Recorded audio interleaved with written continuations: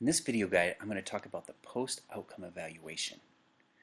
And this actually is primarily for the student, but there's a very similar page, and I'll show you in just a little bit, that the mentor team is also going to use to help them as they consider their, their numerical ratings for the final master assessment. And so this is very similar to the pre-outcome evaluation. You can see that we did this as an example for the pre-outcome evaluation. It's almost exactly the same. Okay. Again, you have your a link to the video guide, and just as before, you have the titles here with their different links to it. And again, here we say post-outcome evaluation. This actually is a link to the formal Kairos Master Assessment rubric. Okay, just like it was for the pre-outcome evaluation. Okay, and you can see that just with the pre-outcome evaluation, the post-outcome evaluation has the same format. It's got the competencies, the objectives, and then the ability to rate those different things. Okay, and so in the previous example, as a student, I rated myself in the pre-outcome evaluation. I said I didn't know much about the Bible because I was a new Christian. But let's say after this outcome, it's like, oh, I know quite a bit now. So I'm going to give myself a 3 in content. I still have just an exceptional attitude towards reading and understanding and trying to integrate the Bible more in my life. And man, through the skills that I learned about interpreting or what that means to internalize it, I've really grown too. So I've actually given myself a 3. Okay, let's see now. Courageously submit personal beliefs to the authority of the Scripture. Let's say I've done really good at that. I've done that with a great attitude. So I've understood that well. I have a great attitude, but sometimes I still lack a little bit in actually putting that into practice. And then apply sound Bible study to methods to handle Scripture accurately for transformational impact. Let's say again, I learned a lot about that, but I still struggle a little bit with really applying that well. But I still have an excellent attitude towards that and wanting to grow. And again, with the craft, or which is the skills part, I still lack a little bit. Okay, so I'm going to go through each one of these, and again, as I make the ratings, I might want to make a few comments here, again for my own benefit, because this page in particular, as I'm filling it out, will actually help me as I do this, my master assessment self-evaluation. Okay, so I'll come back here and talk about that in just a second. So post-outcome evaluation. So I'm going to go through and I'm just going to fill in some numbers here just to so you can see what this actually looks like once it's finished.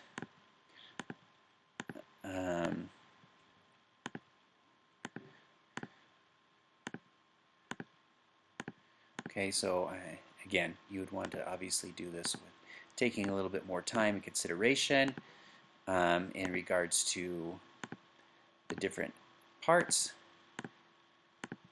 Okay, so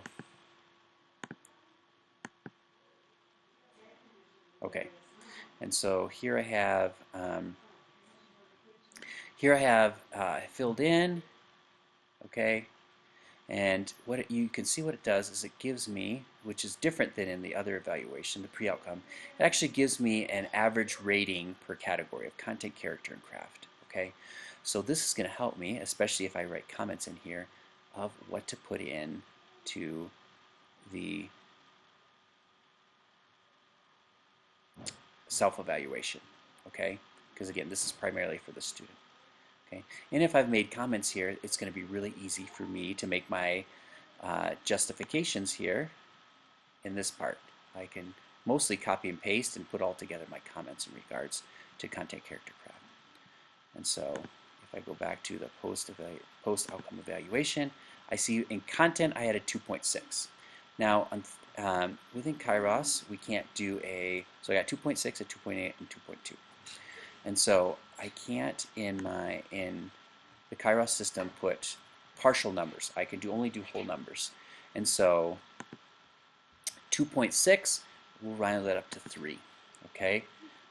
The second one was 2.8 on character, and so again, I'll round that up to 3. And 2.2, that's closer to 2, so I'm going to round that down to 2. Okay, and so that's what I mentioned previously in the master assessment self-evaluation.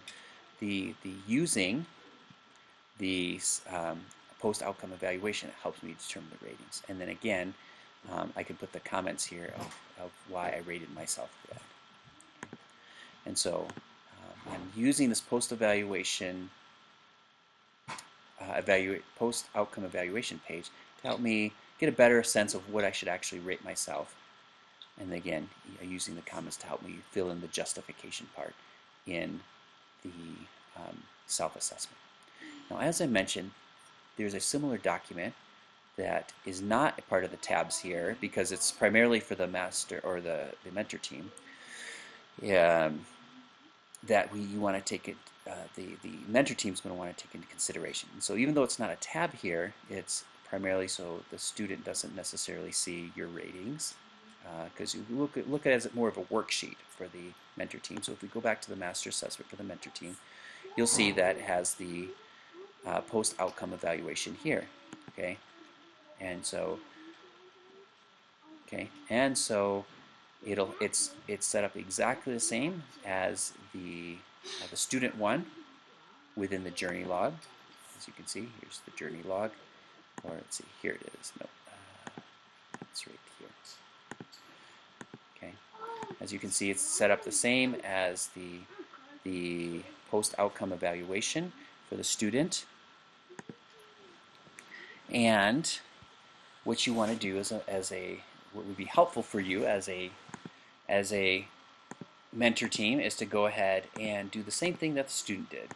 Work through this, look at each of the competencies, look at each of the objectives related to competency, character, and craft, and go ahead and fill in the corresponding ratings.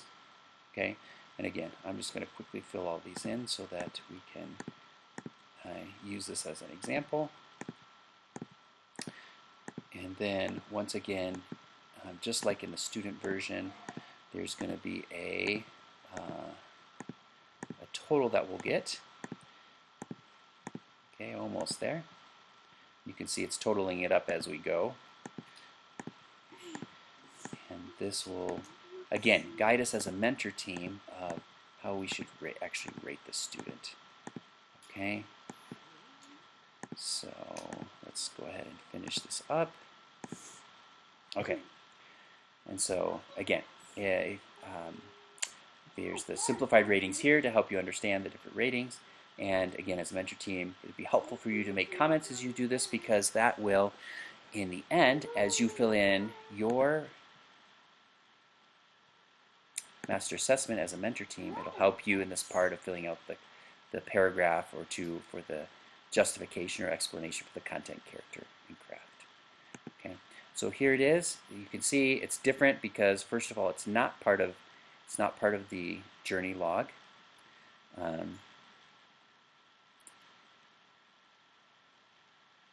And one thing that you'll need to note here is that actually, in order for you to use this, you're going to want to make a copy of this, all right, as the mentor team.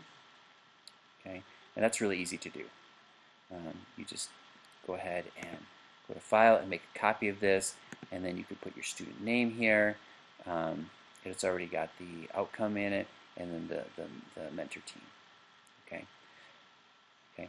And so you can see the ratings here: 3.1, 2.8, and 2.7. And so when I go back, we want to use that as a guide for us in the master assessment. We said the first one was a 3.1, so that would be 3. The second one was 2.8, which would be closest to 3. And then I think the last one was 2.7, which is closest to 3.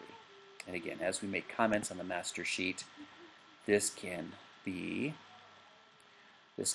easily copied into the different parts of content, character, craft, where we do the explanation and justification for our ratings. Okay. So that is a brief overview of the post-outcome evaluation and how we can use that both from the student end and as the mentor team to come up with a final evaluation for the master assessment. It's a tool to help us in that final assessment.